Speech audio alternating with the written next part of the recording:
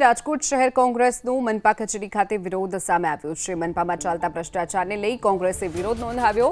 ભ્રષ્ટાચાર બંધ કરાવવા મનપા કમિશનરને રજૂઆત કરવામાં આવી છે। મનપામાં પીપીપીના ધોરણે વિકાસ કામોમાં ભ્રષ્ટાચારનો આરોપ લગાવાયો છે। પીપીપી ધોરણ પ્રોજેક્ટમાં બિલ્ડરો સાથે ભળી ભાજપ નેતાઓ ભ્રષ્ટાચાર આચરતા હોવાનો પણ રાજ્યગુરુએ આરોપ લગાવ્યો છે। રાજકોટ શહેર કોંગ્રેસે મનપા કચેરીએ પહોંચી અને વિરોધ નોંધાવ્યો। સાથે જ મનપામાં ચાલતા ભ્રષ્ટાચારને લઈ અને તેને બંધ કરાવવા માટે કમિશનરને રજૂઆત કરવામાં આવી। ઇન્દ્રનીલ રાજ્યગુરુએ પીપીપી પ્રોજેક્ટમાં બિલ્ડરો સાથે મળી ભાજપના નેતાઓ ભ્રષ્ટાચાર આચરતા હોવાનો પણ આરોપ લગાવ્યો છે।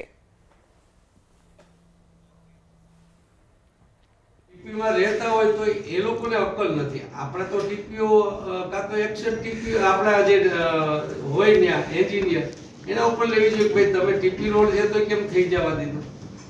એ જવાબદારી હવે ઓલાને તો અક્કલ નથી। આપણા લોકો તો પગારે લે છે એને હોશિયાર છે તો એને ન થવા દેવું।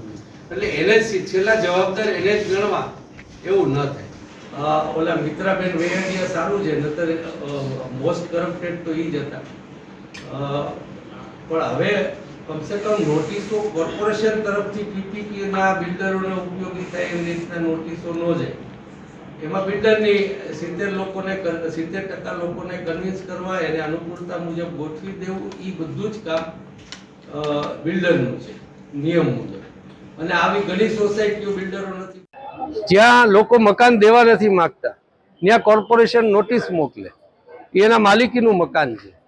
બિલ્ડરોને અબજો રૂપિયાની જમીન લાખોમાં આપી દીધે અને થોડા દબાણમાં લાવી અને 70% લોકોને સહમત કરાવી અને એને મકાન પાડવાનું, અને એ પણ કોર્પોરેશનના બુલડોઝરને જ્યાં જવાની કાયદામાં જોગવાઈ જ નથી, પોલીસે જવાની જોગવાઈ જ નથી, એ જઈ અને આવું કામ ભાજપના ભ્રષ્ટાચાર માટે જ્યારે તંત્ર કરી રહ્યું હોય ત્યારે એક આઈપીએસ અને આઈએએસ ઓફિસર પાસેથી અમે કમસે કમ એટલી અપેક્ષા રાખીએ કે એટલા બધા એના ભ્રષ્ટાચારને ટેકો ના આપો કે નાના માણસો એના ભ્રષ્ટાચારના વાંકે દુઃખી થતા હોય છે, ત્યારે કમસે કમ એ દુઃખી ન થાય એટલું આપ ધ્યાન રાખો, એવું અમે આજે કમિશનરને કીધું છે અને કલેક્ટરને પણ કહેવા જવાના છે।